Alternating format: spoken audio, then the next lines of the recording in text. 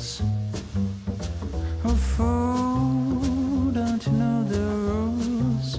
You should steer away before you lose. And boom, you waited in my room, and I can see you smiling. I said my doom. Feel shiver down my skin when I see you moving.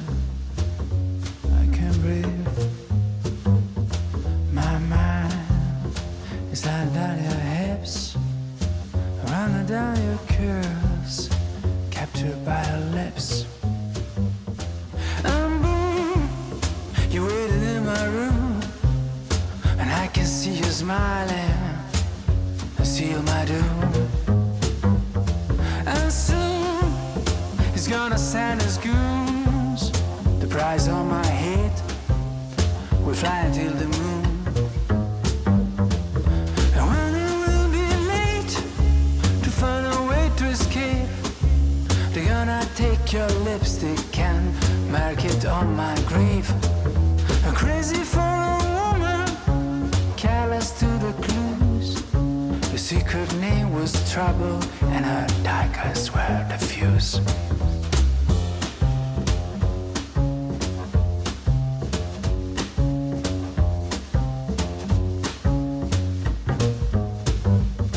Cause boom, you were in my room, and I can see you smiling. I said my doom, I said my doom, I said my doom, I said my doom, I said my. Aloha no, everybody, and welcome to the Daily Pidgin. My name's Andy Bumatai. And I'm James Money. And we have a special guest today, comic Yes.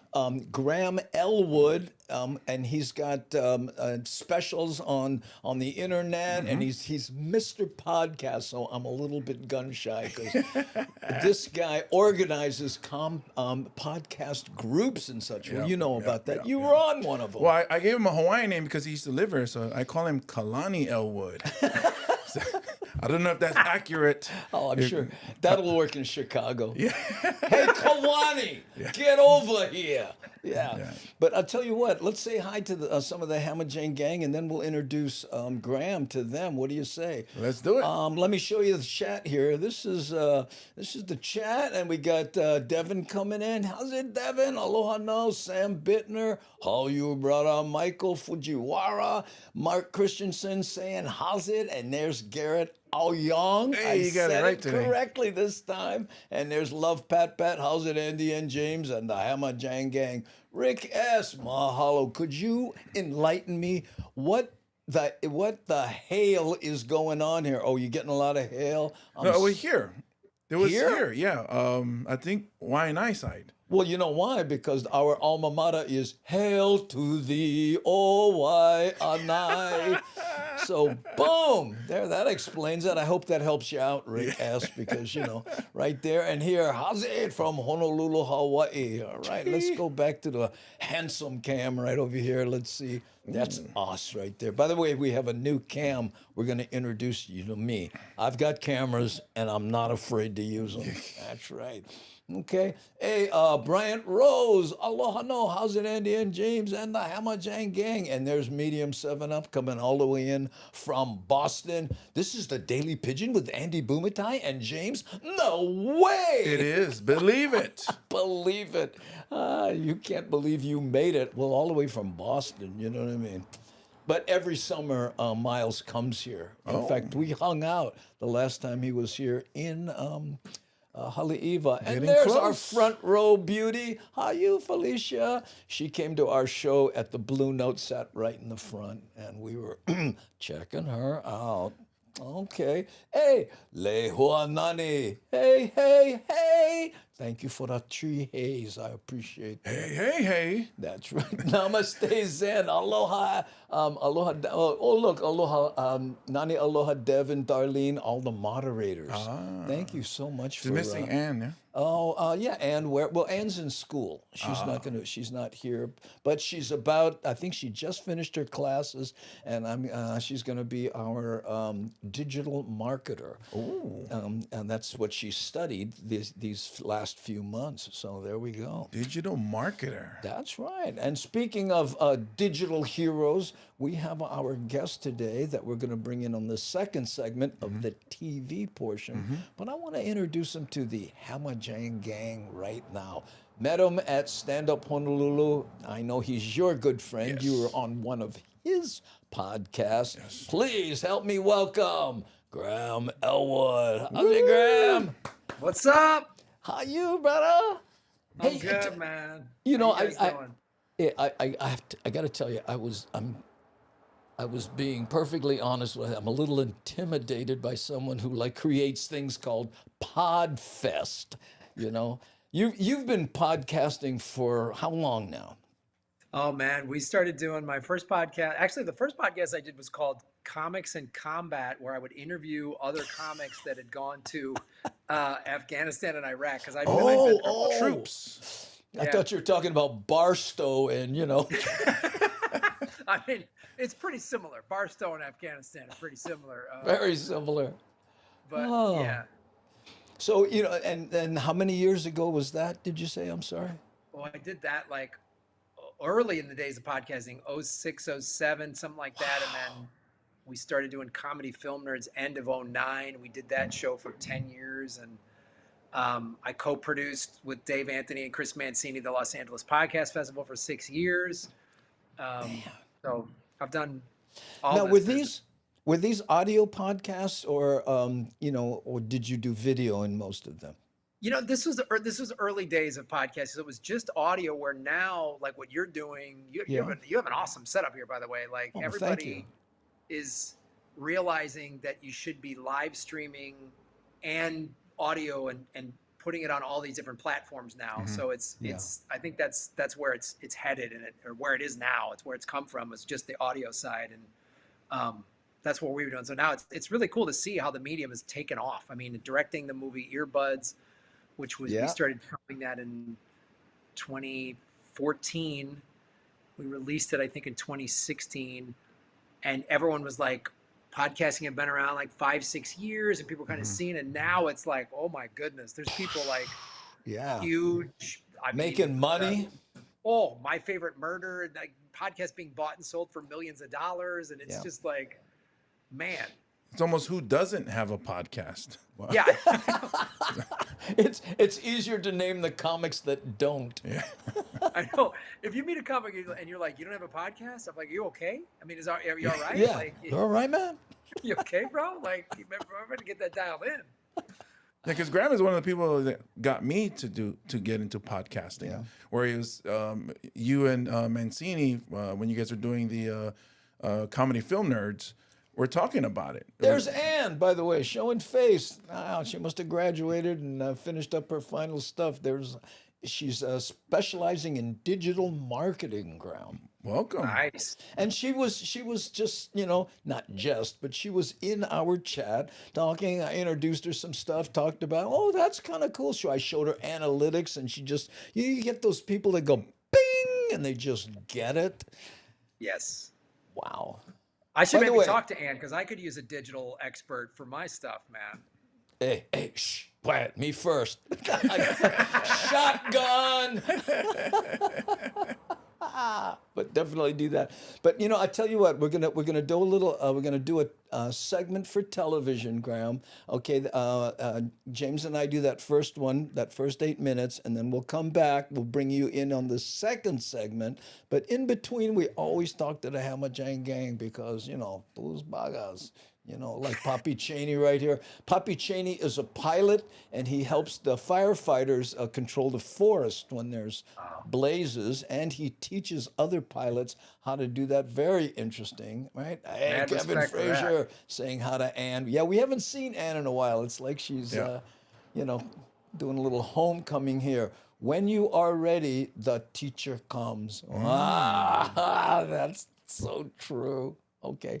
So now we're going to do something new. Hamajang Gang, get ready for this. Before we do our segments, we have a new cam, and it's called Slate Cam. How's that right there? Now you look at that. That's the real time in Hawaii. I can't do the math, so I'll do it. It's 3:07 in Hawaii right now.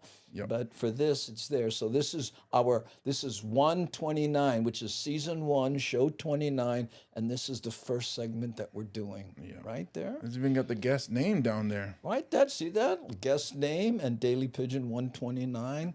Oh, just like downtown, bro. So I don't do the clapping thing anymore. Well, you know what? If you reach over and and hit those stripes, Right? listen, just do it.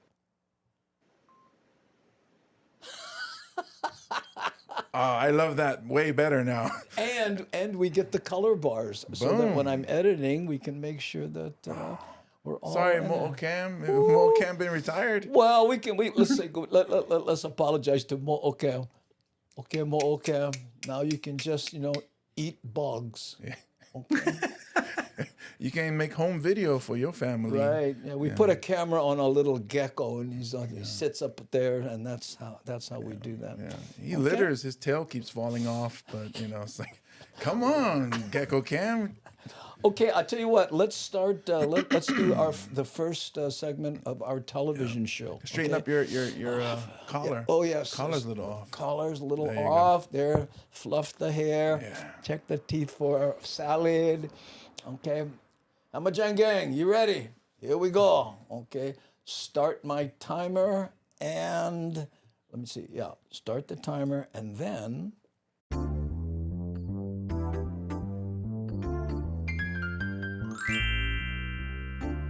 Hey, how's it?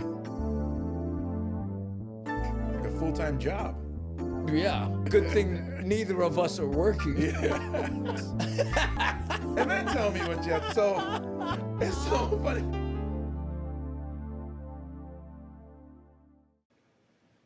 How's it, everybody? And welcome to the Daily Pigeon. My name's Andy Bumatai. And I'm James Money. And we always mention at the beginning of the show that you are watching a television program that is edited from a podcast, hence podcast up there. Yep, that's right. And I mention that so every once in a while when I click on somebody in the chat, look, boom, Brian Rose comes up there and he says, I'm ready, right there, right? Okay, so that's the chat. In fact, let me show you the chat here because people are always asking. This is the chat, right? And look at all the people who come in, and this is what they have to say. Take, for instance, Deborah Casey Jones. Aloha, Andy and James from Kentucky. Kentucky. Oh, and there's Mark Christensen saying, oh, fancy, eh? That's how, right there. And Michael Fujiwara, watercress, whatever that means. I like it, though. It might be, a private conversation. Avert your eyes. Avert your eyes. I think we should just make it into a new slang. Watercress. Hey, watercress. Hey, water guy. Watercress. Watercress, Can. Oh, no can. Watercress. So we do 6 segments of this show because it's an hour-long program. We have a special guest, comedian Graham Elwood.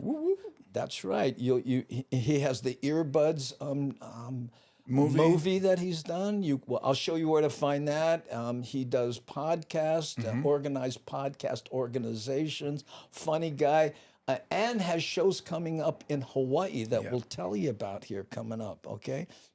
And James and I editorialize news clips that we grab. I can't wait to see this. Oh, yes. And this one is about a local boy, right? Peter Savio. He's a developer born in Hilo and then moved to Oahu, but he's going back to Hilo to try and do some good. Okay, so let me see. Oh, hold on. Cross your fingers that I put this in the right place. Boop. All new tonight, some Kaneohe residents are threatening Oh, legal that's action the to wrong keep the one. developer. You know what? I forgot to put it in the, I edited it and I forgot to put it in the right place. Okay, wait, hold on now. So I'm going to do the clunky style. You guys on TV, if you watched us on live on the internet, you would see more of this. Yes. So if you're gluttons of punishment, here, watch this. On new tonight, some Kaneohe residents are threatening legal.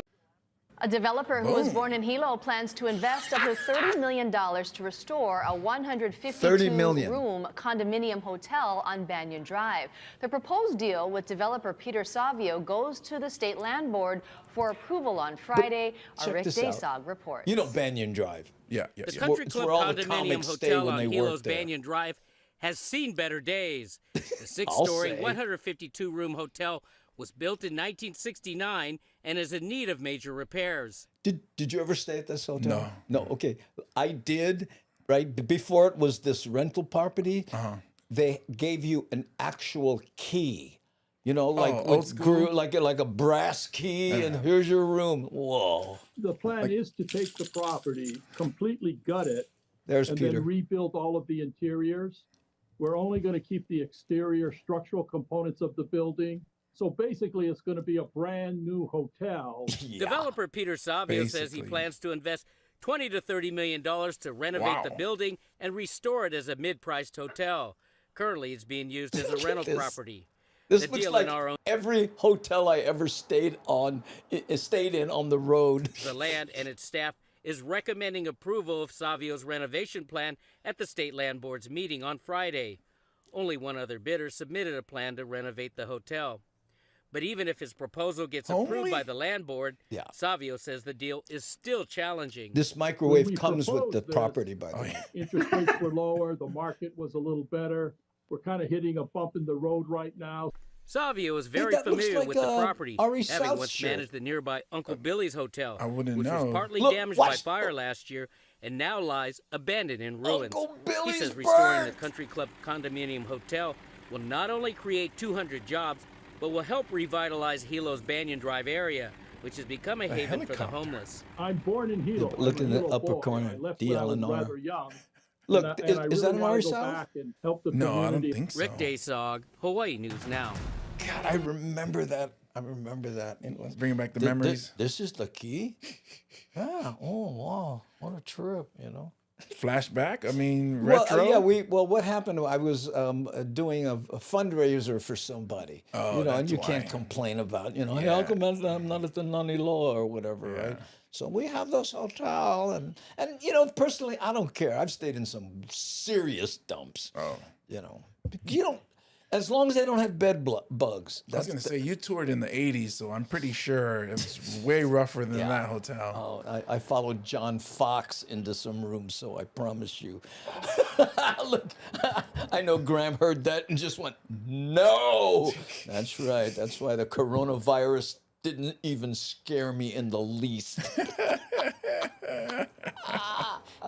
The Hamajan gang is probably not impressed with that hotel. But for those of you that would like to join us every 3 p.m.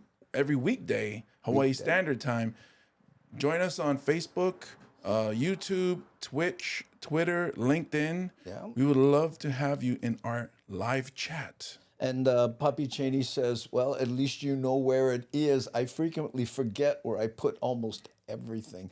Is that a private conversation, or he's talking about the hotel? Maybe the hotel key. I'll tell you something. A lot of people don't have to worry about being on the road. You rent a car, you park it, you go up to your hotel, and then you forget what the car looks like or where it was, and then you're walking around the parking lot going deet deet deet, trying to get it to honk the horn. And the cars I rent sometimes don't have that. I was going to say, well, if it didn't have the alarm, then you just have to stick it into every keyhole. I think it's this one. Okay, here's a question: have you ever gotten into the wrong car? Not gotten in, but I did walk to the wrong car. I was coming out of a store and somebody pulled up, right? And it looked just like my wife's car, and I got in. We'll end that right there. Don't go away. We'll be right back with more of the Daily Pigeon and Graham Elwood, comedian, after this. Boom. Boom. Okay, now we go here and leave it on this one a little bit.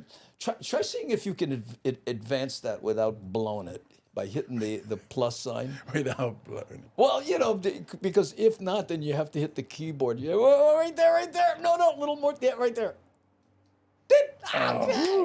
Oh, man. Oh. Because it's backwards and it's not facing me, so it's really weird. Well, I'll get used to it. Well, you know what? If you were dyslexic, I would be perfect. like I am, that would have been nothing to you. You figure someone who is dyslexic would be more sensitive to someone when setting this up. For the dyslexic, impaired, I'm sorry, I have no. He's got no sympathy. He's got no sympathy. Ladies and gentlemen, let's bring back Graham and let him out of the little box there in the corner there. Ooh, give you some air, my brother. So Graham is in Ukraine at the moment. Yeah, I'm like, send aid, help us. Send aid. Oh, don't worry, they're sending some. But Oh, man. Okay, Graham, when I mentioned John Fox, did it perk your ears? Oh my goodness. When I first started doing stand-up was in the late 80s and early 90s. And I was on the road and I heard all these John Fox stories. And James, you got to understand, his headshot was him in a hot tub with two topless women. Yeah. That was his headshot. He'd send that to people for jobs. Yes, that was like you'd go into a comedy club and you'd see all the headshots on the wall, and then you go, "Oh, and there's Fox. There's John Fox." There's Fox. There were comics that insisted the room be steam cleaned after he was in it. James, you have no idea what the comedy condo in the 80s and 90s, like any of the condiments in the kitchen, in the fridge, don't touch it. No way. Go in there with tongs. I heard even the ice tray. Don't even use the ice tray. Oh, there's nothing in there. I'll tell you. I'll tell you. I was in a comedy condo somewhere, right? And the middler was a magician who had ducks, right? Now, and he wouldn't say, "Don't say ducks, say duck," because I don't want people to know my magic is about two ducks, right? But because he'd make it disappear and it'd appear someplace else. They go, "Oh," and it, like nobody in the audience went, "Is there a chance that was two ducks?" I don't know. But anyway, so he had to keep these ducks. So I had the master suite with a bathroom, which had a bathtub. So he says to me, "Hey, listen, man, I got these ducks. Do you mind taking the other bedroom so I can put my ducks in the bathtub? Because they need to be in water, right?" Goodness. Yeah. So I'm trying to be a nice guy. I said, "Yeah, sure." Not realizing that these ducks in the bathtub relieve themselves every 10 minutes. So imagine what the bathtub looks like, thinking, I didn't know. So I leave. We all check out. I get a call. "What'd you do to the bathroom, Andy?" What?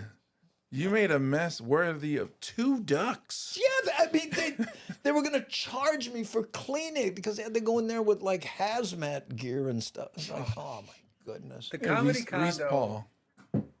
It was, I remember one time staring at this condo in Milwaukee. The Comedy Cafe had this house that was like across the street. It was like haunted. And then I remember sharing it. I was a young comic with this road act who like had a cocaine and a gambling problem. And he was literally calling, now this is the 90s. This is before the internet really. So he was calling a bookie in Florida to base horse bets in Florida.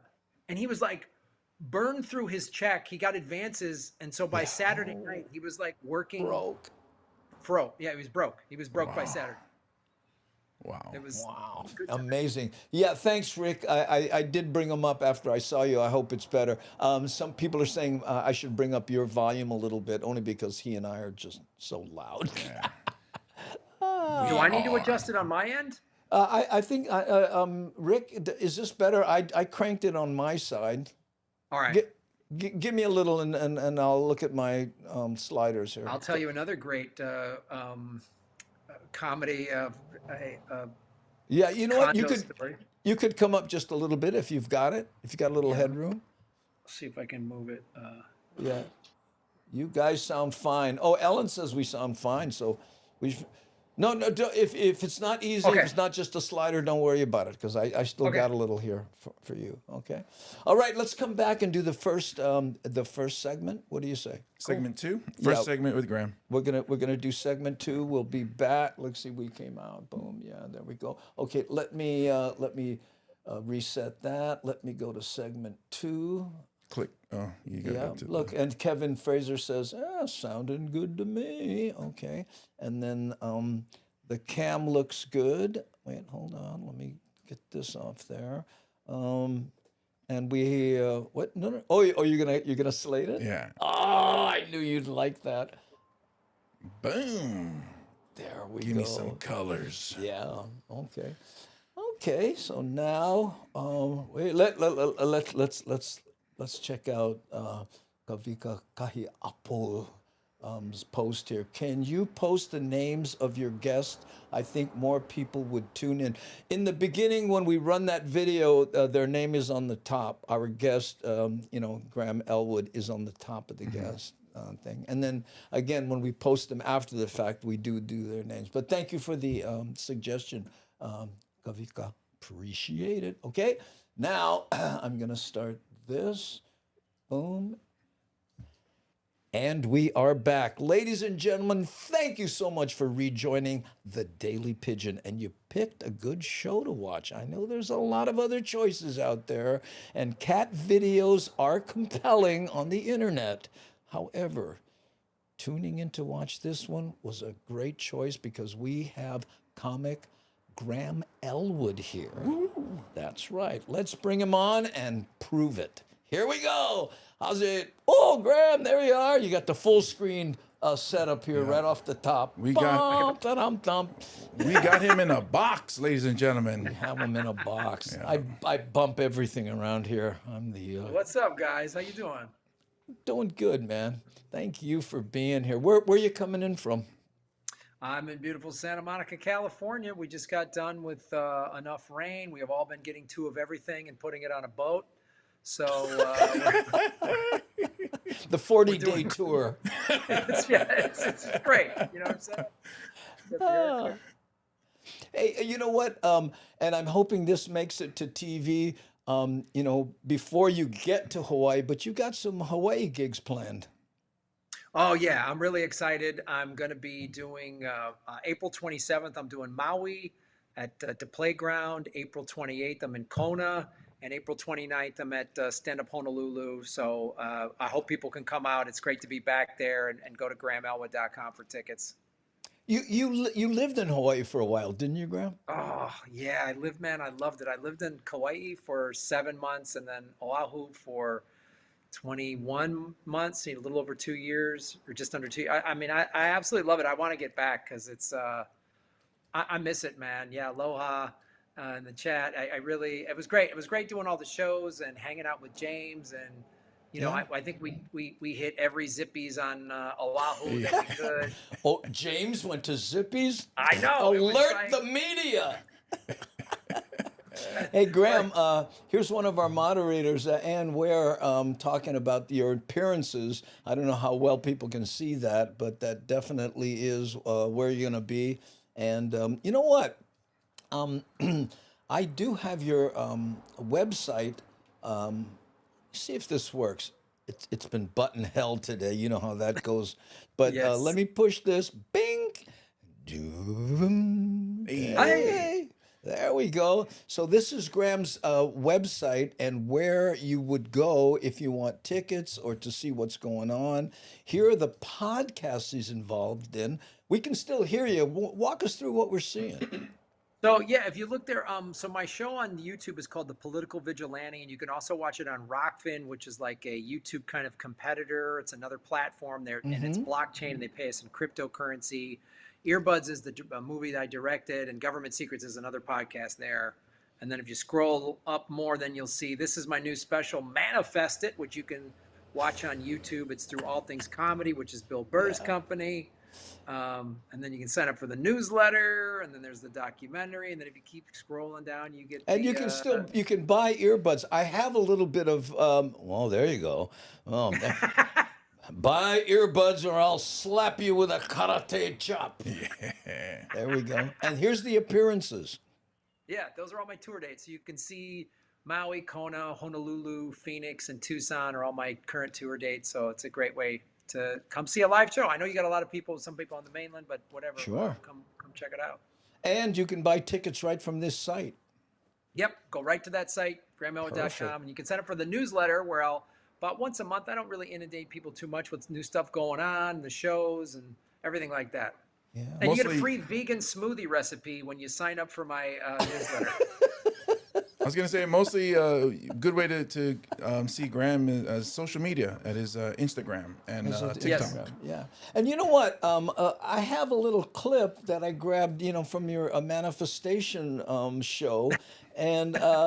Now, we don't do politics here, and I know you do a lot of that in your show, but a lot of it isn't, and today people go, well, I want to bring my mom, I don't know about the language, and Graham's not that bad either, a lot of these people are gratuitous, but as an example, let me show you this here, hold on. Man, but yeah, we see, Graham the City Bus. I'll let you guys in on some of our secrets, all right? Yeah. I'll give you a statistic you might not be aware of. Los Angeles has the highest percentage of people per capita that use the following sentence 100% seriously. Just manifest it. All the time. Just manifest it. You can take a chakra crystal and think it. You can make anything happen. Just make it believe, like, wow, there's all these white ladies with special powers. It's amazing. Holy shit. I'm like, look, I'm all for thinking positive, but let's be honest, there's a lot of first world privilege in the manifesting. It's not like, the homeless should just manifest not living in late stage capitalism and manifest moving to Beverly Hills. So I did that joke in LA recently, and after the show, this woman came up to me, and she was a manifester. She was all like, look, Graham, it works, and I'm telling you, I don't care. She was all fired up. Some white lady with a Hindu name for Karen or whatever. She's just like, Graham, manifesting works. I mean, I did it. That's how I manifested having my own clothing store. Oh, the one your parents helped you with. That's what I forgot to do. Manifest a trust fund. Okay. Funny stuff, man. Yeah. Oh, what's that? Yeah, we got a bleep on one of them, on one word.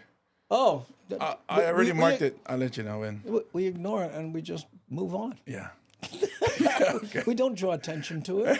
Yeah, I didn't hear that. We just go forward. And by the way, again, that's what I like, and again, we're family friendly in everything we do.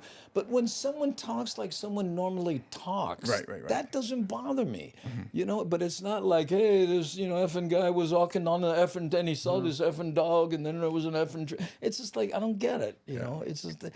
I mean, I tried to with the special, tried to work as clean as I could because I kind of agree. I don't want to just like F-bomb this and F-bomb that. Right. And also in terms of politics, I try to like make fun of the whole system so it doesn't polarize, And the one thing I've known traveling around the whole country, I think most Americans can agree, like the whole thing's broken. And so when I make fun of all of it, everyone kind of gets together and it's more unifying than most people are like, oh, politics, we're all going to fight. No. We're just gonna. You're just gonna see how the whole thing's broken, man. Like that's what I'm doing. Yep. Right. No, we're not all gonna fight. Just the comic against the system. That's our job. Yes. It is right. We are the court jesters, and we're gonna talk more about that when we come back with more of Graham Elwood after this. Do not go away. How'd I do? Good. Oh, that means I blew it. No, it was good. That was awesome. It was good. It was just the S word, and then only because of TV. That's the only reason I marked it. You can't even tell he says it, and because he says it like a human. Right. You know, I'm not against swearing. I'm just, you know, for the thinking- television side. That's only. But you know, I'm sure when you edit it, I marked it so that you can find it. Wait a minute. I just thought about something. The sound is so bad on this channel we're on, no one will be able to hear it. They may have fixed it. Yes, that's right. Maybe that'll get us off. Maybe that'll be our reason to change stations. We'll get fired. Yeah, no, I don't think it's an issue. I listened to it a number of times, and it would just be you know, what's up with that? That's what it sounded like to me. Cool. Yeah, there we go. Cool. Okay, let's see what the Hammer Jang Gang has to say. Devin says, "Oh, Puppy Cheney, LOL, freeway chaos. Who continual expletives turn me off from watching any comedian. Honestly, exactly. You know, yes, that's great, Graham. You know, Thank you. Talk. Thank you. Hi from Miss Gulf Coast, Miss Hawaii here. No, miss as in like I'm missing it. Oh, Miss Hawaii, but here, I thought she was Miss Hawaii. Because we had Miss Hawaii on yesterday. Two of them, right? Miss Hawaii 2004. Yeah. Olena Hill. Yeah. Okay, let's see. Yeah, And so, Ken yeah. Tiki says, have you guys ever planted hecklers in the audience as part of the act? Oh, yeah. We Planted? really want more No, hecklers. never. I know Planted. people always think, oh, that guy a plant. I go, no. It's annoying and it kind of throws us off, but we're good enough to just slam. They think like, oh, you guys planted. No, we just think quickly and just like, you want to interrupt me, man? I'm coming Do it at at you. your own peril. Yeah. And you know, Graham, do you ever get these guys? They heckle you. You say something, it gets a big laugh, and they're like, "Hey, I'm helping the show." Oh, I used to do it. Anytime someone's ever said that, I always do a joke in my act. I was just trying to help out. I go, no other art form gets disrespected. Did you show up to like a play and like, watch out, Hamlet, they're coming to get you? Like, Go to the Louvre with a paintbrush. I got an idea. yeah. She's just missing I some went to the- eyebrows. Yeah, I showed up at the concert hall with the kazoo just to help these professional musicians. I went to a concert one time. I forget who it was. You know, Stevie Winwood or something like this, right? And a guy brings a harmonica. And he's sitting next to me kind of jamming with Stevie.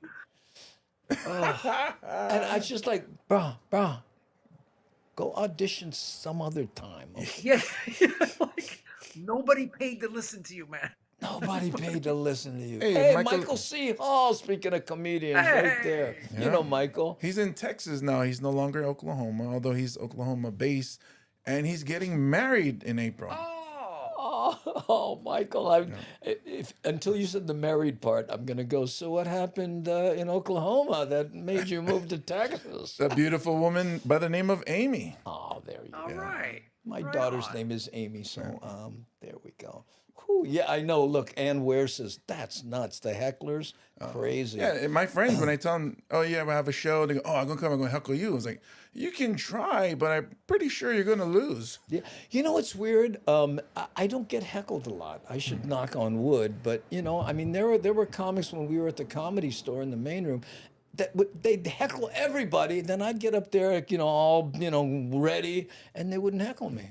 I don't know why. They're scared of you? No, I doubt it. I doubt that was it. But for some reason, how come they didn't heckle you? I went, you know, I count the beers and go on when they're going to go to the bathroom. Now they know Hawaiians punch, that's why. You know, I don't know if that has anything to do with it, right? Hey, when we come back, I want to talk about, you know, your directorship. You know, cool. I think you did First Nations especially, you know, that with the American Indians. Did you do anything on Charlie Hill on that one? Yeah, we did an episode dedicated to Charlie Hill, and yeah, we talk about that. James was in it too. James. Was but you know, Charlie, I was on the road with him a lot. What a great guy, you know. Yeah, we could talk about Tommy. We had Larry Omaha on the show to talk about Charlie Hill. And we showed his first ever appearance on the Richard Pryor show. Yeah, but you know, but to do something about all, you know, the indigenous people of America doing comedy, because remember Redbone, you know, the band, and you know, I pretty much what what? I loved how they started their set with that, with the traditional dancing and stuff. Yeah. Okay. Oh, look at that. Felicia says, you are all laugh out loud funny. Oh, thank you, Felicia. Nice. Yeah. They didn't heckle you, Andy, because your act is clean, funny, and lots of energy, and your Aloha shirt kept him at bay. I think you meant Aloha Spirit or skirt or shirt. Oh, Aloha Spirit. Oh, I thought he said shirt. Dyslexia attacks again. That's okay. To comedic effect, though. I mean, speaking of Aloha shirts, I am wearing this lovely. You got great Ari, shirts, James. Thank you. Ari South shirt. You can get it at arisouth.com. Provided for promotional consideration, Yes, James? Yep. I keep wanting to say that, but I keep forgetting. I know I grew up listening to it all game shows about because I'm saying it like a regular human being instead of James Money's attire is provided for promotional consideration by Ari South. Yeah. And when I wear these shirts, I get thirsty. I like to drink this Hawaii volcanic water. Oh, delicious and refreshing. Yes, and this bottle is. You love how comedians jump in and just add perfectly. Perfect. Yeah, made with You got to recycled remember, plastic. to host game shows, James Money. So That's that right. is a Hawaii So one thing I volcanic forgot. water. He hosted a game show called what was it? It was called Remember the Name of This Game Show. Cram. No, because his name. It's his name. It's Cram. And also, was it strip poker? Strip poker, yeah. Poker? Yeah, in the 90s, right? Was it in the 90s? Well, No, ask him strip about poker that was- one. Yeah. Let's. I was thinking, we should save all this stuff and do it on television and really annoy people. Cool. Right? Okay, so is this segment 2? This will be segment 3. Oh, this is segment 3. Then you have to go to. We gotta try to see if he can catch. Oh no, a little more, a little more. There it is. Ding. Yes. Oh. I use the plastic to guide, and then I just slide over. Okay. Do you want to do the clapper thing? I know you enjoy. Oh that. yeah. Please, thank you. Ooh, it makes a beeping sound Makes too. a beeping. We can change that to clapper sound. Oh. You see that little in the upper left-hand corner? That little looks like a Next episode. EIG. Yeah. Okay. Okay. So we're here, and we're gonna bring Graham back. Click and 3? Huh? 3 Oh on the yeah, top. 3 on the top here, and we're going to talk about directing. Yes. First, the First Indigenous Nations. Peoples special, and then Earbuds, which he also directed. Go. Okay, here we go.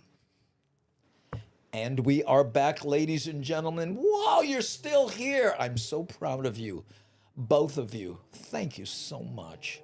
My name's Andy Bumatai. And I'm James Money. And our special guest is Graham Elwood. He is a comic, he is a producer, but he is also a director. Let's talk to him about that.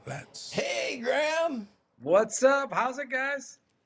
I'm really anxious to talk to you about the Indigenous Peoples show that you tell us. It was a comedy show, of course, but Yeah, it was called First Nations Comedy Experience. It was for the FNX, which is a Native American and First World People channel, carried out at PBS, and it was the first ever Native American stand-up series. It was a stand-up we did 13 episodes. We had 49 comics on there. It was awesome. It was such a cool experience. okay, this is going to make me sound stupid. There are that many Native American comics? Oh, there's way more. I got turned into this whole world. So my friend Micah Wright, who was the head of the network, he's Native. I'm not, and he approached me, and because I've done all this directing and producing, and he said, Sure. "Can you do this?" And we don't have a huge budget, and I said, "Yeah, I could put this together." And I reached out to a couple comics I already knew, like Jim Rule, who's Native American, and he turned me on Mark Yaffe, and they gave me. I mean, there was probably 20 some comics we didn't use. We were hoping if we were to got a second season, we would use them. I mean, there's a whole circuit out there of Native comics that perform, tribal shows and shows on the reservation. And it's amazing. It was a whole new era of voices and comedic voices. I mean, it was so cool. It reinvigorated my love for stand-up, quite honestly. Were the people, the indigenous people, North American, or did it include Alaska and because Hawaii is considered indigenous people, right? Well, yeah, we yes, you're sitting next to one of the comedians we had on our show. We had comics from Canada and Alaska, and then I found out James Monet. I had him on the show, and he was the first Samoan to do stand-up comedy on North American television. So this is you're sitting next to a groundbreaking comedian right there. Yeah. And it's not the first time he's broke ground. Yeah. The stage held up. Thank you. Yeah, we had to bolster the stage, but other than that, that's great. And Charlie Hill's name must have come up. Absolutely. His name came up, and we did a special episode to commemorate him, and Larry Omaha was on the show, and Larry did a lot of shows with Charlie. We even we got rights, the rights to show Charlie's first ever appearance. He was the first ever Native American to do stand-up on TV on the Richard Pryor show, and he was also on Johnny Carson, and he was a real groundbreaker. And it was just, I remember as a kid, one of the things that was so important to me, I started watching stand-up comedy when I was a little kid in the 70s, and I remember the first time he came on TV and he opened his act with, "Hi, how are you? Hi, how are you? Hi, how are you?" I remember that. We went on the road together a lot because and back in the Road Monster days, when there were just a ton of clubs and you could make a living doing that. And I remember back then we would book a club for a week, and you'd be there Monday, 2 shows on Saturday and Sunday, and so you got to hang with the guy, and what a lovely man. Just I heard so many great stories, like from Larry Omaha and other comics. I mean, he is just very much revered in that community, and just revered in general of just non-native comics that worked with him. All said great things about him, and he was a regular at the Comedy Store. And I mean, he was an icon of that era for sure. And and for the people that were on your show, he was as groundbreaking as we see like Paul Rodriguez now, and the first of your ethnicity that you would go, wow, if he can do it, and there was Charlie, the tip of the spear.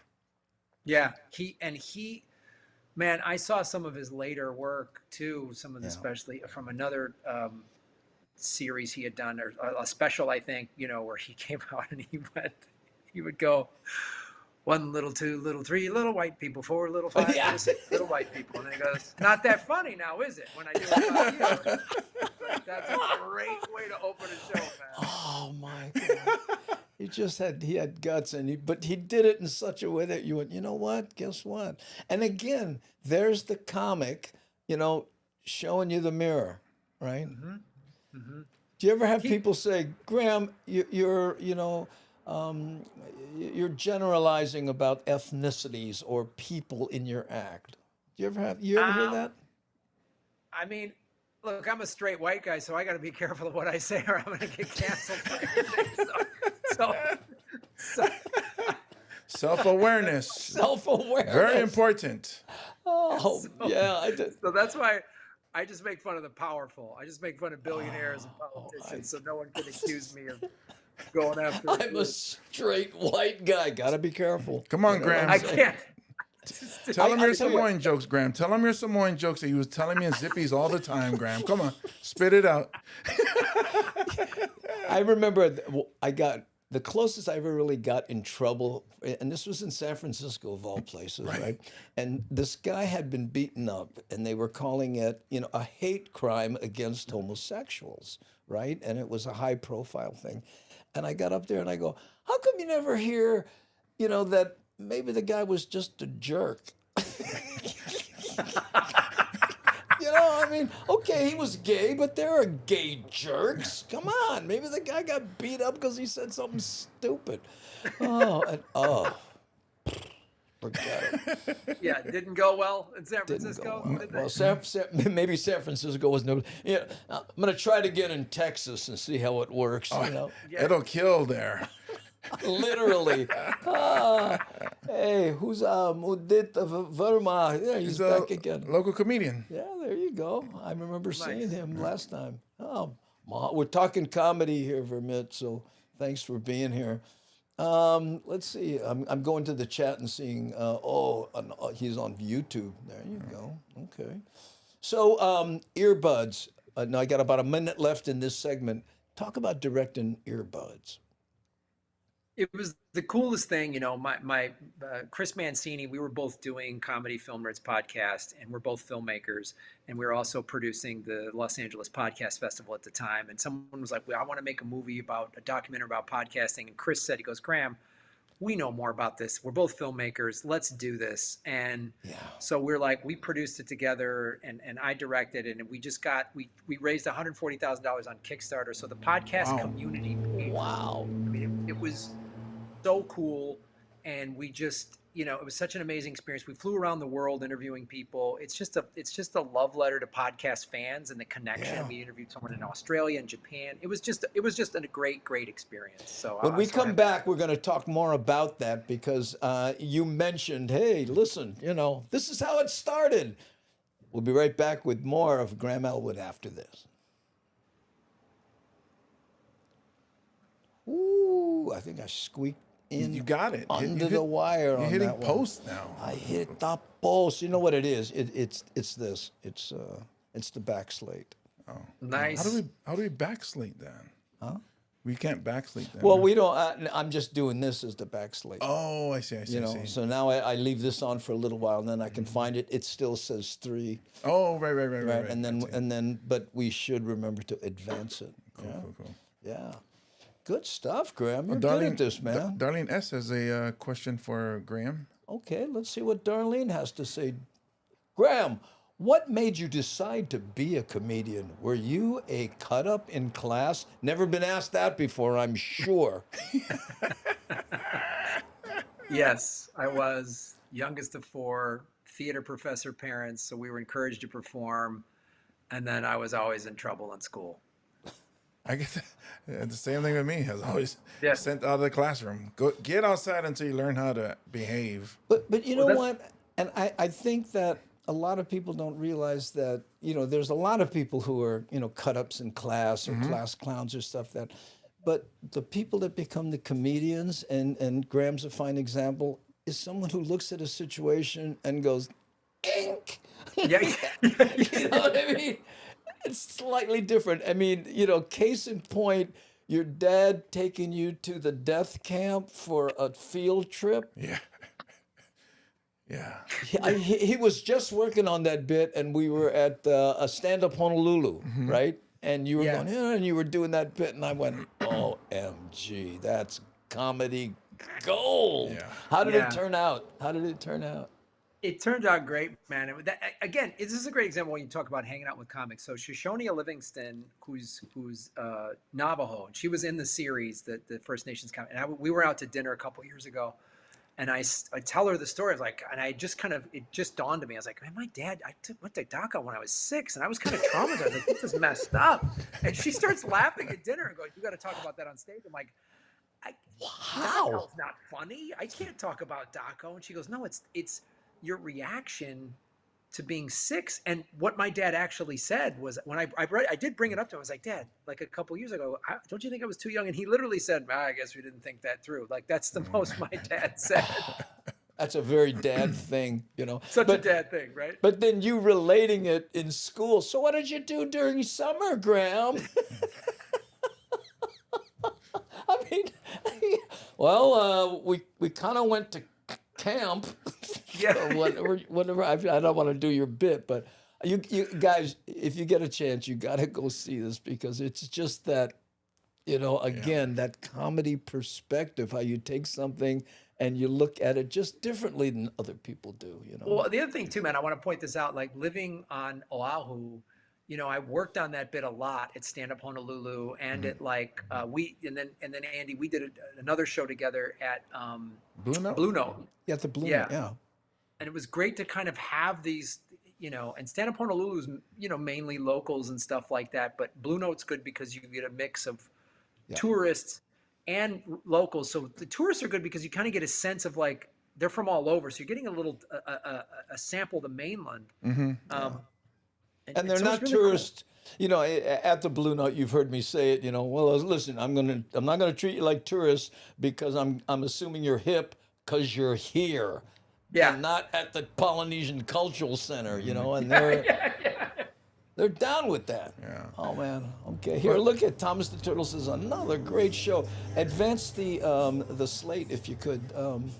Here, can you see it there? Yeah. Yeah, because I think this is coming up 4, right? Yep. Okay. And Ware has a good comment. That's a tough summer break essay to write. There's more you can add to your chunk there, Graham. Yeah, that's great. That's a good The punchline I like is that you go, don't, when you're talking about being 6 in at the death camp in Germany, you're like, isn't there like a water park here? Anyway, Yeah, something fun. Oh, look at this. Keep up the good work. Pidgin to the max. Oh, that's it. But you know, the one that gets me is if you were to take anybody off in the street and go, okay, I'm a comic and I know I don't know you, but I got to ask you this. I'm thinking about doing a comedy bit about the German death camps. Yeah.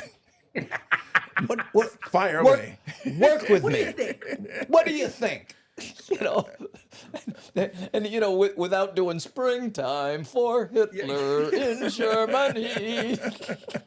It's why you have to bounce it off of other comics. I mean, James has told me some stuff about growing up, and I'm like, oh, dude, you got to talk about that stage. He's like, how? This was like, Yeah, I'm still working on that. There. I'm still working on that. My parents used to fight a lot of the people in the neighborhood while we were growing up. Yeah. My dad was the same way. Yeah. But I don't know if that was a generational thing or the people who grew up, you know, because the Polynesians fought. You know, that's what they did. Yeah. You know what I'm saying? Oh, I think I'll unite the islands. Well, you're going to negotiate? What, are you kidding? Yeah. It's got a club. Right? You kidding? Oh, Get on the canoe, bring the spears, let's go. Yeah, I thought you were serious there for a moment. Oh, man. Okay. Break out the producer's music. Yeah, that was it. That movie. I mean, what a funny, talk about a concept. Let's make a movie that's designed to lose money. How bad can it be? Perfect. Isn't that what this podcast is? No, but that's the comedy perspective, and that's why Mel and those guys did so well, because they took it, turned it upside down, and said, "This is it." You know. Let's talk about that in this next segment. Hey, he said segment. I know. I always say episode. Now you see. Now you got me all gun shy about it. Oh, okay. I know. And Ellen says, you guys crack me up. I can't stop laughing. This is good medicine. Awesome. Laughing is good medicine. Yes. It is. It's just good for you, period, you know? That's why people pay money to do it in little clubs and propel, you know, respiratory droplets. Okay. Anything you want to talk about in this next segment? Graham, anything coming up, or you know? I mean, I don't know. Like, I think it's always kind of cool to give sort of comedy origin stories or anything like that. I don't know if you guys do talk about that a lot, but let's do it. I'm open to it.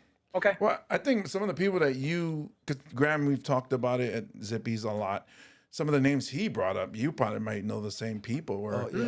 Where he talked about some of the comics that were already famous and been doing it for a long time wouldn't learn the new comics' names. Like, to me, that was, and it was on purpose. I met Don Rickles one time and we hung out, and man, he treated me like the plague. You know, he wasn't rude or anything, but it was just, you know, I remember. Well, let's talk about this. Let's talk about it. We'll talk about that when we come back here.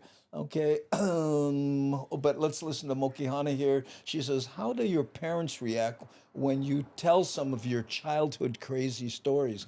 My dad was a jokester, but he would use my mom as his jokes. Well, yeah, my dad didn't like it at all." My dad actually told me one. Let's save it. Let's save it because we start yakking. You know what I'm saying? Here we go. Okay? Well, I'm gonna go here, right? And let's do clapper cam so I can find it first. Ready? Oh yeah. I knew you'd like that. Start the timer. And we are back, ladies and gentlemen. You gotta join us. You gotta. On the podcast, 3 p.m. Hawaii Standard Time on most social media networks. We have our special guest, Graham Elwood, and what we're doing while you guys are looking at the commercials. Worth the price of admission. Yes. I'll prove it by bringing him back on the screen. Let's welcome back Graham Elwood. Hey, Graham. What's up? We were talking about comedy origins. Who were some of the guys you grew up going, man?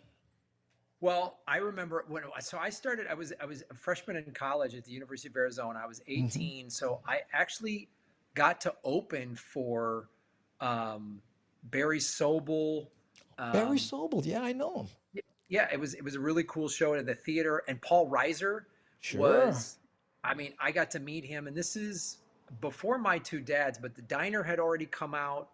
Yeah. And I think he had been in some other TV show. He had done a couple TV shows, I think one of the Alien movies. And it was like, man, and I got to watch him. I remember I'd been doing stand-up maybe a year or 2 years at some point. And he had an hour. He was getting ready to put it together, I think, for HBO or something like that. And I got to see the first time up close what constructing an hour for a comedy special looked like. It had like a beginning, middle, and an end. It had a through line. And he was a guy who was very, very clean. And so he was the coolest guy. We all went out. He took us out afterwards, me and the other opening act, my buddy Paul Goebel. And he was just, I remember we were at this little dive bar in Tucson. And he goes, and one of those jars that had like the weird egg jar behind the bar, like that big gallon thing, and they here, you want one? Oh yes, please, hook me up. Who's eating that? We were just college kids went there because it was cheap, and we took Paul Reiser there, and he goes, I think I'll order the bouillabaisse. I remember he ordered it, and I was like. I was such a young guy. I go, what's bouillabaisse? And he goes, it's something you get. It's a soup you get at a high-end restaurant. He goes, you would never order it. And I was like, he was explaining the joke to me, and I was like, oh, it was so cool. We took pictures with him. And the people behind the bar went, bouillabaisse. No, they play on Thursdays. I want a half-crouch egg. They're almost expired. Yeah, the born on date is coming up. Oh man!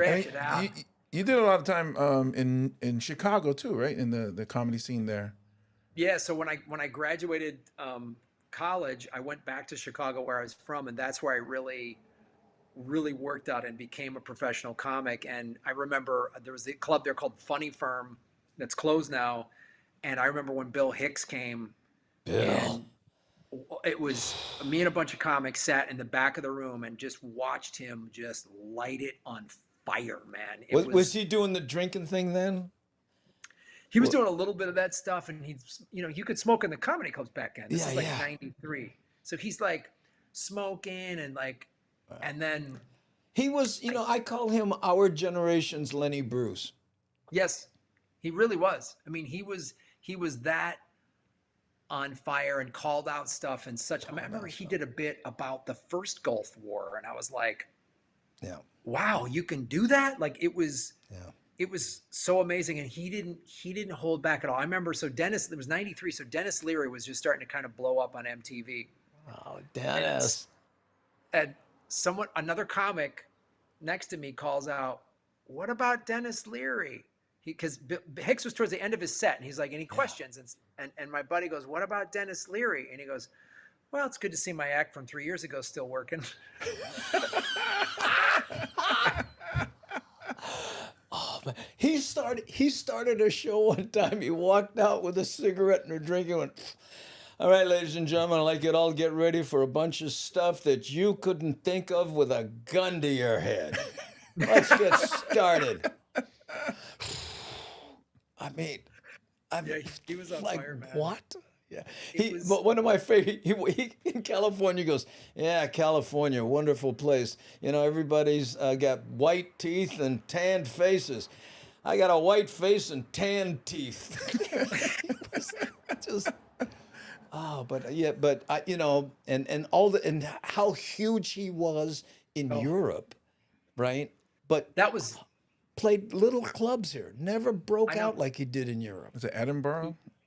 Yeah, well, he did Edinburgh, and then he killed in London. I think he even recorded a special in London. Yeah. Fevered Egos. Yeah, yeah.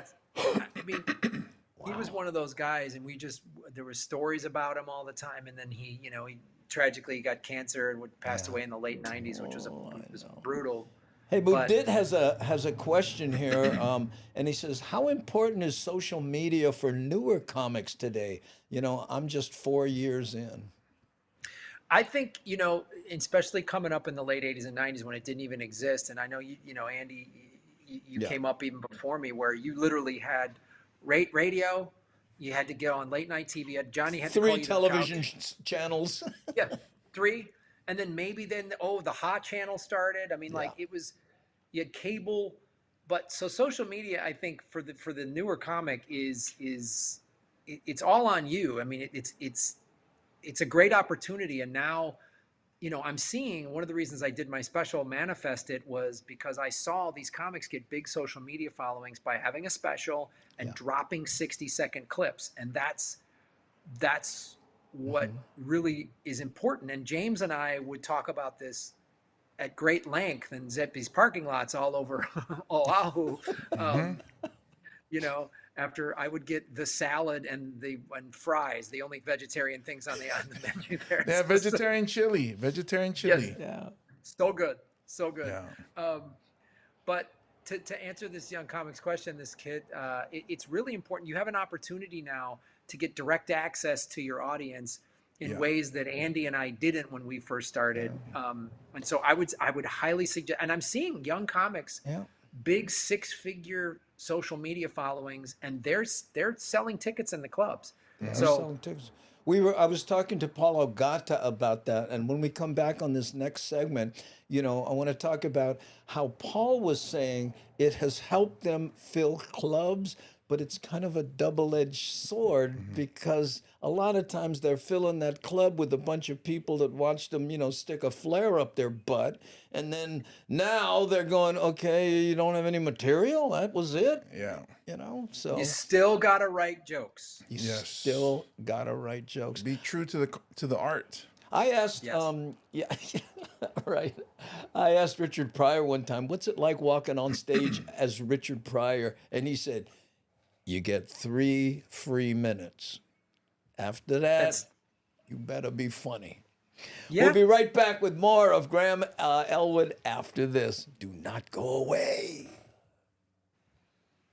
You got it. Hit the post again. Boom! I'm getting good. Bam. Okay. Who are you? Who is this co-host of mine? Yeah, this is Andrew Bumatai.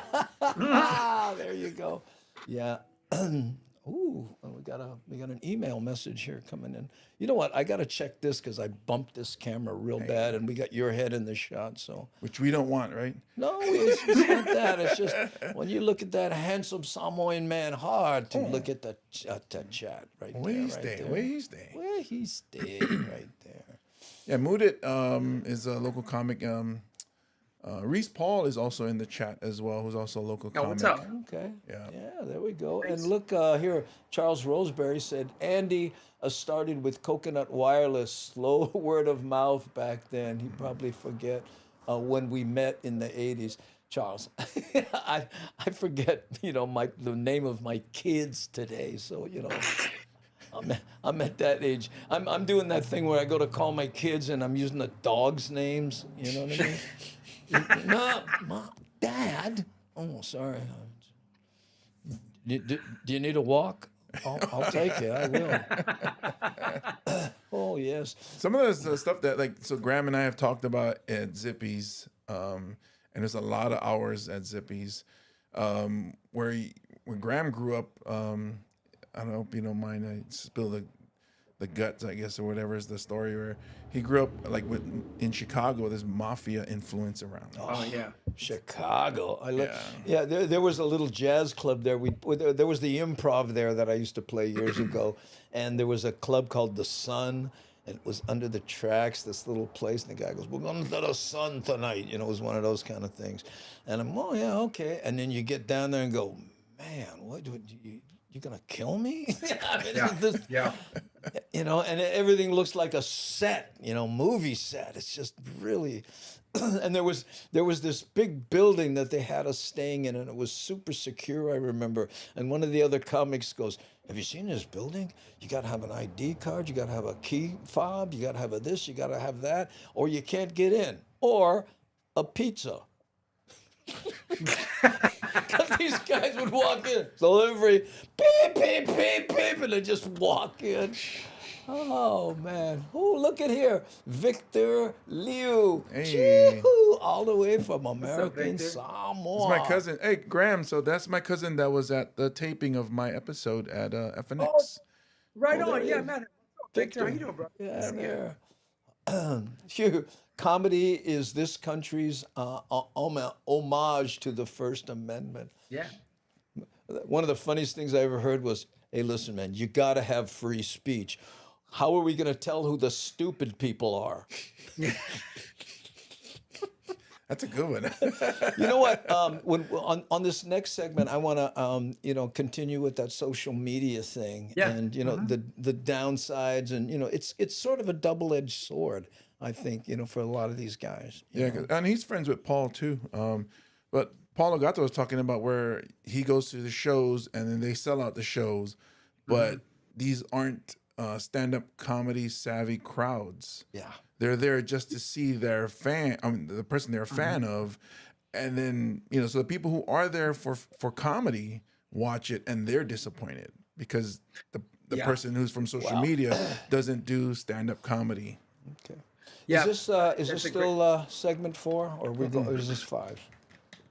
We're going on to 5. Oh, we're going on to 5, and you get to do your little find the little day. Oh, you missed it. Use the keyboard. So escape or whatever. Oh no, I don't need escape. No, 5. Just type 5 and then.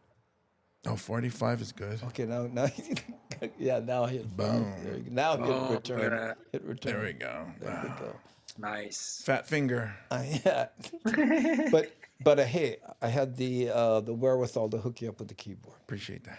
You got it. And it's a big one. Yeah. Because if not, you have to go back and use that little keyboard on the iPad. Wait a minute. That would have been way funnier. Okay. Okay, so 5, 8, we're coming back. This is 5. Oh, so this is the 5th segment, the last of our 8-minute segments, and then the next one is 6.5. Yeah. This is great stuff, man. Ooh, Talofa Graham Elwood. That's from Victor right there, Graham. Hey, what's up, Victor? Okay, here we go. Let's let Victor get off the screen. There he is. I'll start this.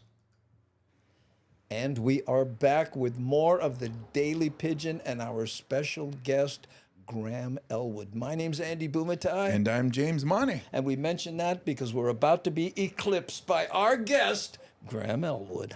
Hey, Graham. What's up? In the last segment, we were finishing up talking about the effects of social media on the new comics coming up. How often have you seen someone who's just a huge hit on, let's say, Instagram, and then you see him in the club? Have you had one of those? I've definitely seen that. As we said just right at the end of the segment, you still got to write an act. It's still the club. Performing live stand-up comedy is still the toughest form of performing there is, in my opinion. It's like still have to construct jokes. It's the most important thing. Social media, YouTube, all that stuff's great. It's great to get your audience out there. But I've seen a lot of like YouTube or TikTok or Instagram sensations. They come and they sell a club out. I always ask the club owner, I go, did they sell a second ticket? Meaning they sold out the first time, but then some of their audience goes, oh, they just they were on stage for an hour and they didn't have the act. They didn't have the material.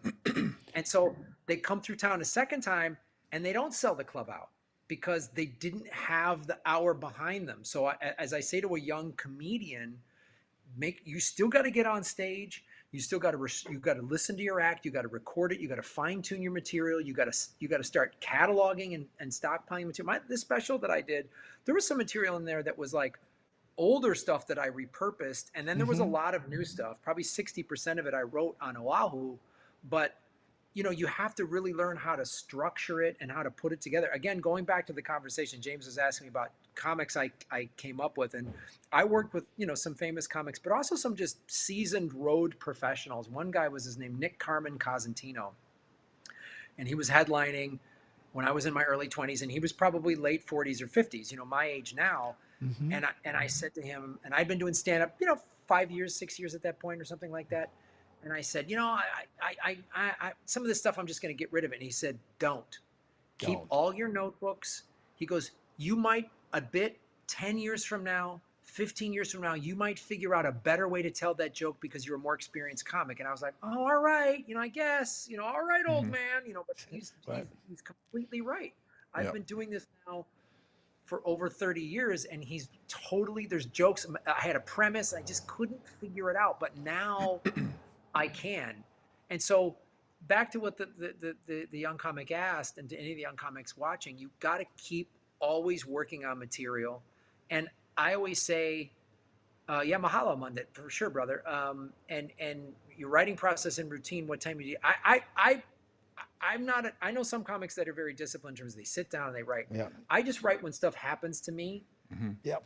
Then I go through my notes before I go on stage when I'm doing a show or I'm going to be working on new material. That's one of my favorite sayings where they say, don't say funny things, say things funny. And, because there are guys, I was walking to the post office today and boom, it's a bit suddenly, know? Oh, man. But on the reverse side, I got notes right here, always with me.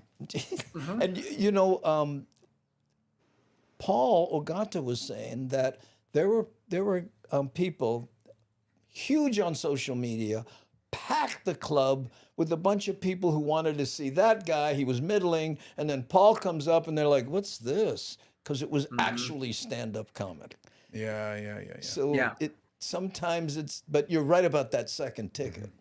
Well, yeah, and I think Paul's bringing up a great point, and I've worked with Paul. Paul's hilarious, and he's another very seasoned professional, a great joke writer, and that sometimes the TikTok or the social media audience, again, they just following that person for doing their funny sketches or characters on social media, and they're not comedy savvy, and then you have people at the comedy club who are probably on the comedy club's email list and they're regular patrons. They like seeing stand-up comedy.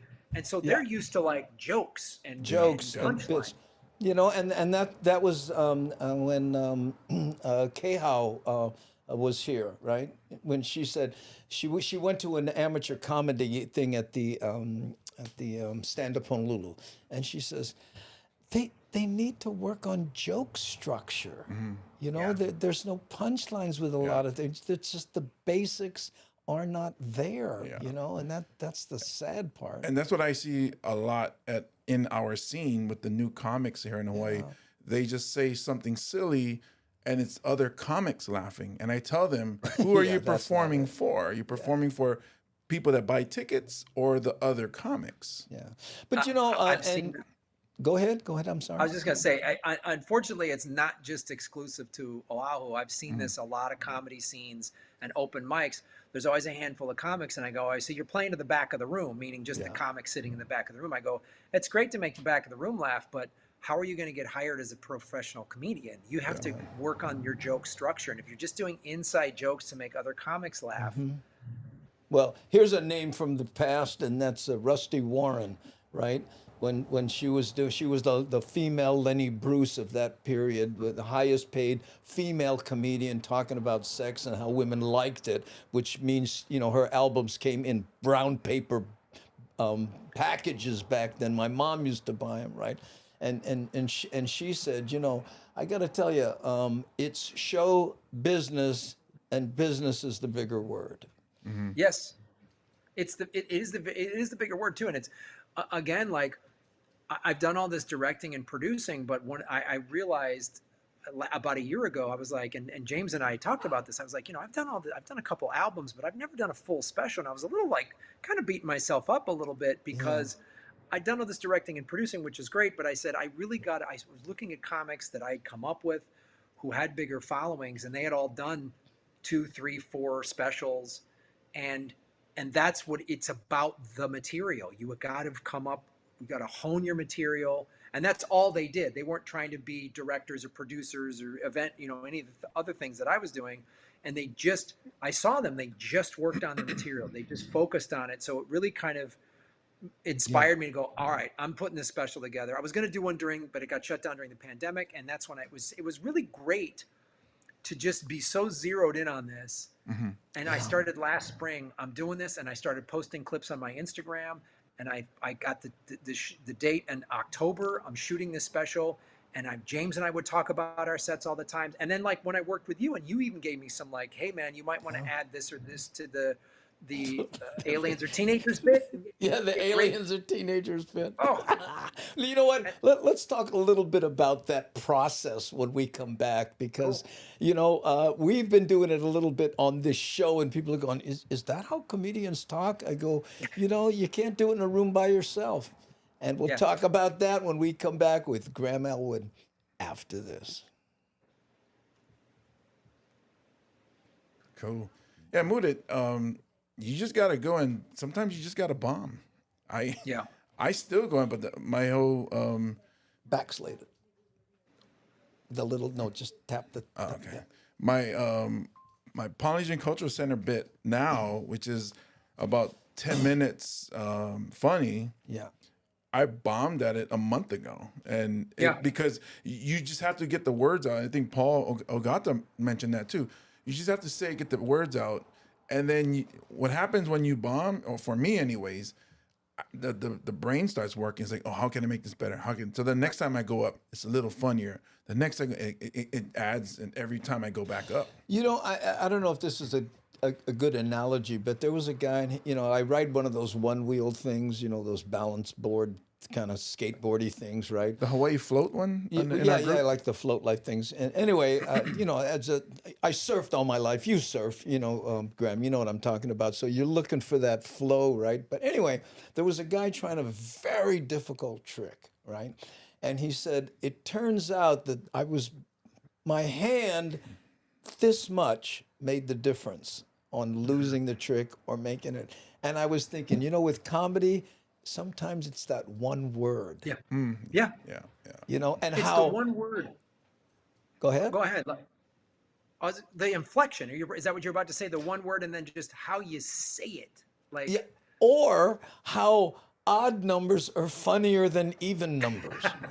Am I wrong? No, it's true, man. And sometimes it's like, I've had jokes similar to what James was talking about with his Polynesian bit, that like, this joke, I just can't quite get it to work. What is it? Yeah. What is it? And then you find a tag or something. Again, like we were talking about earlier, the Doc Owl bit. I was just like, what is it? What is what? I couldn't. It was like, and then it was my dad saying, well, I guess we didn't pull that through. And then it was like the complaints of like, why didn't we go to a go-kart track? Why didn't, and then the teacher thing at the end, when I came back to the States, and she's like, what did you do on your summer break? And I was like, oh, and then that, when you struggle with the bit too. Yeah. When you get off the one, and then you try something new on stage, or maybe something pops into your head and you just riff it and it crushes, you get off stage and go, that's it. I got it. Right there. Yeah, because even with my bit, the Polynesian Cultural Center bit, when I added the Chinese Cultural Plaza, and then all of a sudden it became a bigger bit. Yeah.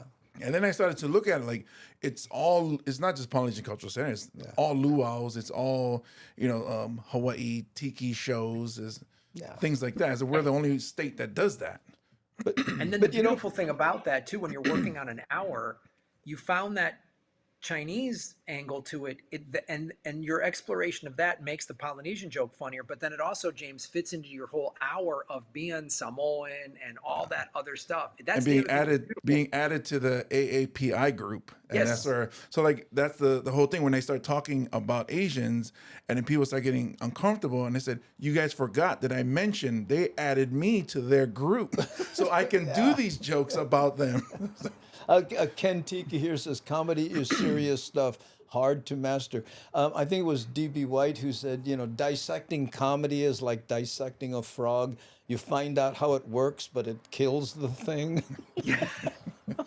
And I'm sitting here listening to us go, and when you chop this up and you cut that and you move this over there.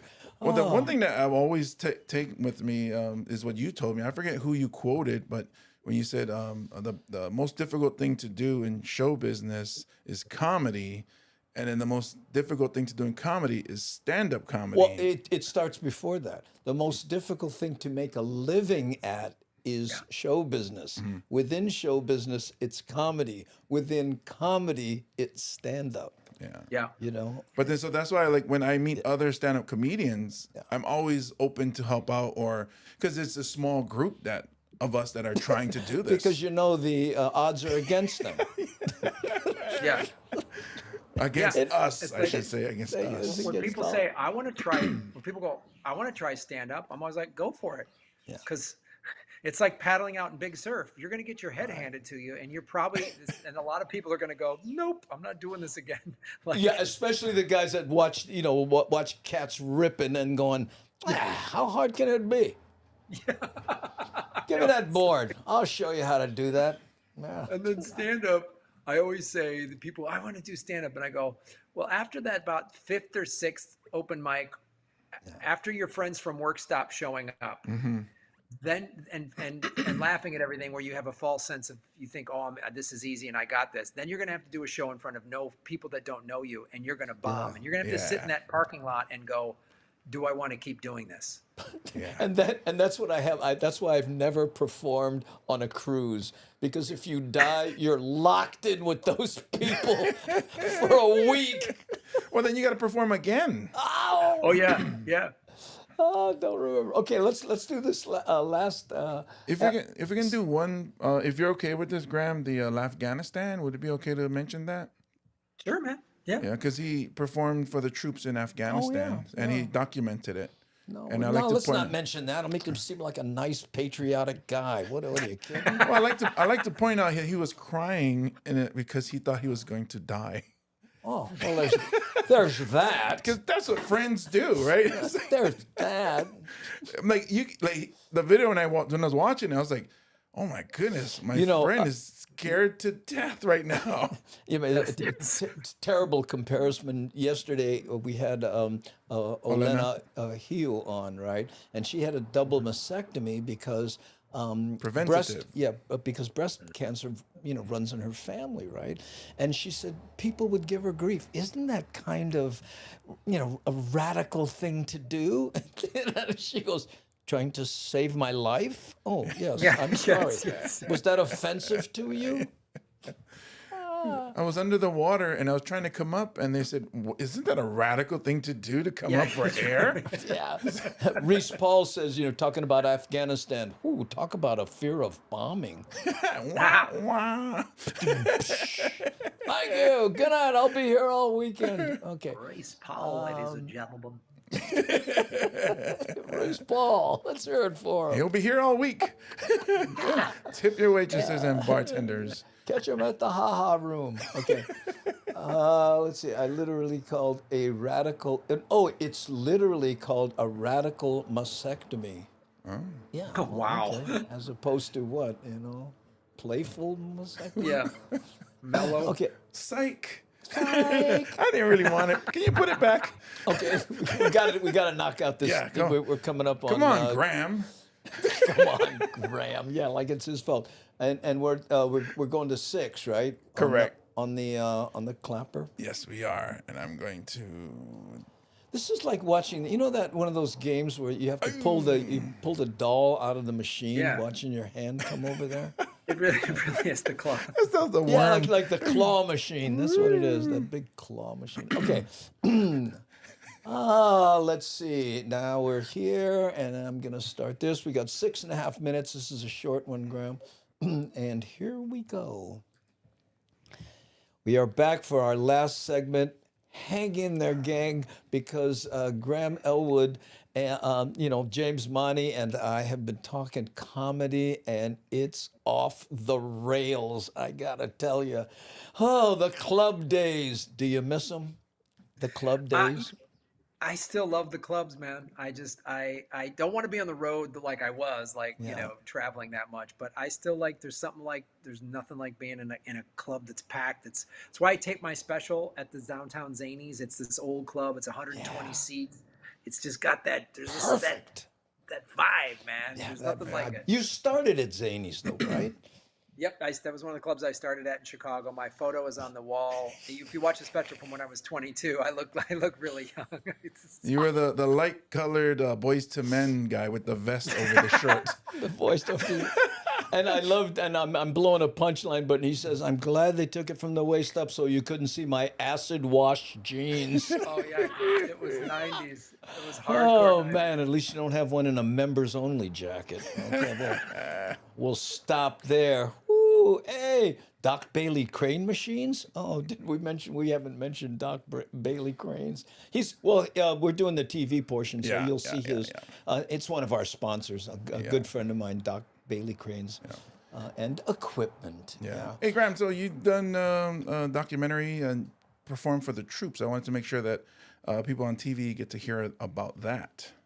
Yeah, thanks, man. I did a documentary called Afghanistan about the first time I did comedy in Afghanistan. I actually went to Afghanistan 3 times, and I went to Iraq 3 times. But yeah, I did a documentary about, we flew to all these small little fire bases, and it was I really wanted to show people what being in a war zone was like through just the eyes of a comedian, a civilian, and it's intense. And you talk about, the first couple of shows, I was having a hard time adjusting because I don't come from a military family. I had never been in the military. I'd never been to a war zone in Afghanistan. It is crazy. It's on the other side of the earth, and the first couple of shows, I was having a hard time connecting with these guys, and this guy that was taking us around, Chuck Younglove, and he was a Vietnam vet, and he was like, I was like, I'm terrified, and he goes, of the troops the situation, of being in the war zone. I was like, we were on a helicopter that came with a fire, and I'm like, I don't know how to be funny. It's dirty. I'm scared. And he goes, talk about it. These guys are scared. These are young guys. These are 19, 20-year-old guys in a war zone. Man, talk about it. And he goes, I think you got to bring that up. And I started honestly talking. I mean, you talk about working on your set. Wow. Like, I started talking about how scared I was and how crazy it was, and they loved it, man. And it was such a transformative thing. That's why I kept going back, because it was so. How many times did you hear, when you said, I want to go to a war zone, I want to go where there's real fighting, I want to go where the people, have guns in their hands and could be attacked. How many times did you hear, yeah, we'd like to book you, but Paulo Gatta already got that gig? Because he did a lot of that, right? This Ogata guy took all my fire base gigs. All my fire bases. Hey, Johnny Rocks Hollywood says, hey, aloha from the playground on Maui. There, you're going to be there, aren't you? Yes, April 27th, I'm in Maui. April 28th, I'm in Kona. April 29th, I'm in Honolulu. And then if there's anybody in Arizona, I'm in Phoenix, May 11th, and Tucson, May 12th. If you go to grahamelwood.com, you can get tickets. Thank you, Johnny, for the haircut. Thank you, buddy. Yeah. So other than the Afghanistan touring, have you played other countries that normally wouldn't speak English? And I'm thinking of Paul, because he does that a lot. Paul does a lot of that. China. I've done China as well. Wow. I did shows in Hong Kong and Beijing and Shanghai, which was really cool. I've done shows in Japan. Those were awesome shows. I just did a tour of shows we did Sweden and Berlin. which was Berlin was awesome because it was literally, I mean, so was Sweden, but Berlin was cool for me because I lived in Germany for a year as a kid, as I say in my special. And the comedy club we performed at, Cosmic Comedy, was in what was formerly East Berlin. And when I was the last time I was in Berlin, the wall was up. So, and my dad was a German theater professor. So the fact that we were performing comedy, English speaking comedy, in what we literally would have been shot if we were performing there before, when the wall was up. That made a big deal to me. My father passed away like 2 years ago, so it was like he would have just loved that as a performer and as a theater historian and professor that we were there. So I've got this job. It's crazy and it's up and down and the money and all that, but I've gotten to go all over the world and it's awesome. Oh, in your manifests, where you said, "Isn't it great to be in a country where this is actually a job?" Yeah, yes, I'm so lucky because lucky. we've been to third world countries. James, your family's from. We know what, like, living in poor countries. You don't get to go, well, what am I going to do? Am I going to be a comedian? Am I going to teach Pilates? Like, you don't get to Am I going to that. manifest? Am I going to have an Etsy clothing line? Am I going to? It's like, I just need a chakra crystal. I can pull this off. Graham, I got to tell you, this has been a wonderful episode. Thank you so much for being here on the Daily Pidgin. Thanks, man. I can't wait to see you guys when I'm there in April. I can't wait to hang with everybody. I miss Hawaii very much. You're going to be back soon, and we'll be there. Graham Eldwood, aloha, my friend. Aloha, mahalo, brother. Booyah. Booyah. Hitting that post Boom. again. How did we do? We hit it? Yeah. Yay. Slate it, and then we'll, just because I like to see you do it. Yay. Thank you. And I like to do it. There you go. And just see that giant hand come over the top. Just Well, the best part is me coming down. I know. Andre the Giant attacks from beyond the grave. It's funny, because hold up your bottle of water. Look at this here. See, I have this bottle of water. Look at this. They look like the same size, right? Here, let me see here. This is what they actually look like. Is that a He's trip? got Samoan size. Oh, God. What do you mean? That's a small. This is a normal size. Yeah, that's I think there's a video. It was Shaq dealing with normal sized things. Oh. It shows him drinking a little water bottle. Oh, that's hilarious. That's me sitting under this table here.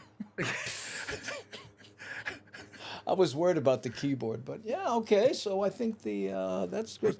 Here, Ann, we really missed you. You're such a good laugher, and Ann, again, our digital marketing graduate right now that Grandma's going to try to steal, but. I'll let you know how it goes because I'm going to talk to her again because you know how important that is nowadays. Yeah. Mm-hmm. No, you have to have. I was just talking to somebody. I need somebody to handle some of my email list. I've just fallen behind on that, and I need someone to put that because I have all these. I've collected a lot of emails. That's important. The email list. I think I was talking to James and I were talking about this because this big time author told Chris Mancini, my old podcast partner, why the email list is so important because social media platforms change their algorithm. Elon Musk buys it, whatever. But if you have a big email list, that doesn't go anywhere. So you can always directly reach people, check out my podcast, come to my tour dates, whatever. So it's really important. I was like, I got to refocus on this. And I even was on the free MailChimp thing. And now I upped it to the more expensive ones where I can import more email addresses. So it's a MailChimp. Yeah, MailChimp that's the one I've used for funny. years, and they seem to be the best one. There might be other ones that people like. Constant Contact. There's a whole bunch of them, but again, it's who's doing it and what they do with it. You know what I mean? That's there's like you look at around this show, and as a producer and director, there's so many buttons to push, and someone says, like someone goes, "Hey man, check your inbox." Dude, I got 8 of them. I know. Mention which one it is. It's funny. One of the things I've in the last year or so I've really realized of like, you talked about what that quote says, that show business and business is the bigger word. And now in today, and in today's, with social media and podcasts and websites and all this, part of the business end, I'm realizing, is I got to spend all this time and hire people to handle the marketing side of the business, because with all this content out there, you could have the funniest show in the world, but if people aren't getting it, because everyone's inundated all day with all this stuff. Well, So Gary Vanderchuk, you know what I mean? He has like 12 people that just respond to posts on things he's said. You know, because he goes, I don't care if it's a heart. I don't care if it's just a little like. If someone sends you a message, you got to get back to them. I'm going, how do you do that when you're chief cook and bottle washer, you know? Yeah, it's why you got to hire people, because that feeding the algorithm. And, it's something we learned doing comedy film nerds. Like, there's an old saying, when you're a one-man band, you got to learn every instrument. Yeah. But also then I've really learned you got to hire some people. Even if I'm not bringing in huge money, I got to hire at least part-time something, because it's too much to, like, I'm seeing it. I'm promoting a special. I'm promoting tour dates. I'm booking myself on all these podcasts. And I got to promote these tour dates, and I got to line up more tour dates because I don't have an agent right now. So it's like, I got to hire some people to take some of this stuff off my plate, man, because but when you get the right people, it's great. Well, the hard part about the hiring people, right, I have found, is that whole making enough money to be able to do that part. But there are podcasters I have heard say, listen, the editor that I hired, the social media person, all these, they all make more money than me, right? And I do that on purpose, because either that or it doesn't get done. And then it does this slowly. Eventually, when you hire right people so you can really just focus on the creative end, then I do believe, and I've seen it personally and with other people that I know, they're content creators, is that eventually, like you say, you can then, when they're handling all this stuff that you're not having to focus on, then you can focus on, like, getting good guests, being funny, writing new sketches, or whatever the thing is, and then it grows. How many times have you been into writing a bit? You're on a roll. You're right there, right? And then my wife will say, "Oh, by the way, here's the latest tax information. You might want to file the." You know, I'll be like doing something creative, and then I'll get some email like, "Oh, we need to fill this out," or "Where's that?" And I'm just like, "Can we have a W-9?" Yeah. That's Greg for me. Hey, did you get your W-2? Oh no. Oh, that's good. Don't forget to do that, and then don't forget to make the video for it, and then don't give. I was like, oh yeah, that's right. I wish I could remember the comic who used to. I appreciate Greg though, since he watches this. There was a comic who said, my wife has a doctorate in economics, right? And she's talking about the recession and, what caused this and all these things and, interest rates and stuff. And I go, oh, and she goes, oh, I'm sorry. So what did you do today? I came up with a new duck noise. Yeah.